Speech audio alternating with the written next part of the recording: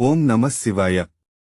శివలీలామృతం కార్యక్రమంలో భాగంగా ఆ పరమేశ్వరునితో కలిసి ప్రయాణం చేసిన అనేక పాత్రల గురించి తెలుసుకుంటూ వస్తున్నాం. ఇందులో భాగంగా ఈరోజు గుండోధరుడి గురించి తెలుసుకుందాం. అంతకన్నా ముందు మా కంటెంట్ నచ్చితే వీడియోను లైక్ చేసి తెలుగు విజడం ఛానల్ను సబ్స్క్రైబ్ చేయండి.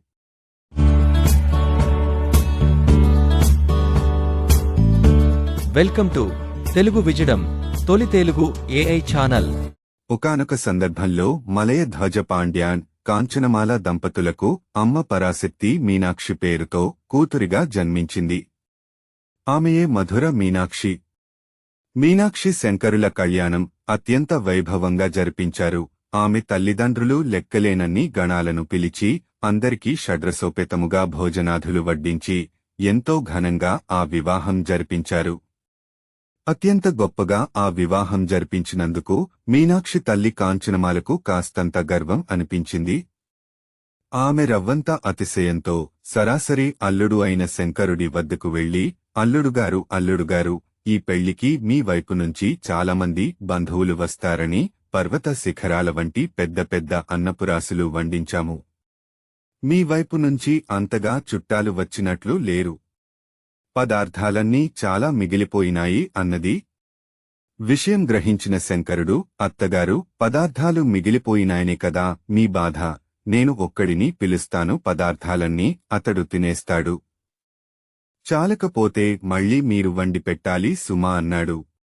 ఇంతమంది తినగా మిగిలింది ఆ ఒక్కడికి సరిపోదా అనుకుని అందుకు ఒప్పుకున్నది కాంచనమాల. వెంటనే శంకరుడు గుండోదరుడు అనే తన గణంలోని ఒక వ్యక్తిని పిలిచాడు. అతను వచ్చి అక్కడున్న పదార్థాలన్నీ గబగబా తినేశాడు. ఆకలిగా ఉంది, ఇంకా కావాలి అని గోల చేయటం మొదలుపెట్టాడు. కాంచనమాల వండించి పెడుతూనే ఉంది. అయినా గుండోదరుడు శాంతించటం లేదు. ఏమి చేయాలో తోచక గాబరా పడిపోతున్నది కాంచనమాల. కాసేపటికి ఇదంతా అల్లుడి ప్రతిభ అని గ్రహించి సరాసరి శంకరుని దగ్గరకు వచ్చి కాళ్లమీద పడి తప్పు మన్నించమని ప్రాధేయపడింది. గుండోదరుడు ఆకలి అని అరుస్తూనే ఉన్నాడు. అప్పుడు శంకరుడు తన చెంత ఉన్న అన్నపూర్ణాదేవిని ఆదేశించాడు. ఆమె సర్వపదార్థాలను అందించింది. మొత్తం తినేసి సంతోషించాడు గుండోదరుడు. బోలెడంత నెయ్యి, పాలు, పెరుగు వంటి పదార్థాలు బాగా తిన్నాడో ఏమో గుండోదరుడు దాహం అంటూ అల్లరి చేయటం మొదలుపెట్టాడు. అప్పుడు శంకరుడు తన జటాజూటాన్ని కొంచెం కిందకు వంచాడు. ఆ జటాజూటంలోని గంగా ప్రవాహంతో మధురానగరంలోని నదులన్నీ నిండిపోయాయి. హాయిగా దాహం తీర్చుకున్నాడు గుండోదరుడు.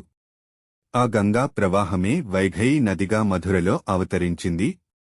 మా మర్యాదని, గౌరవాన్ని కాపాడావయ్యా శంకర.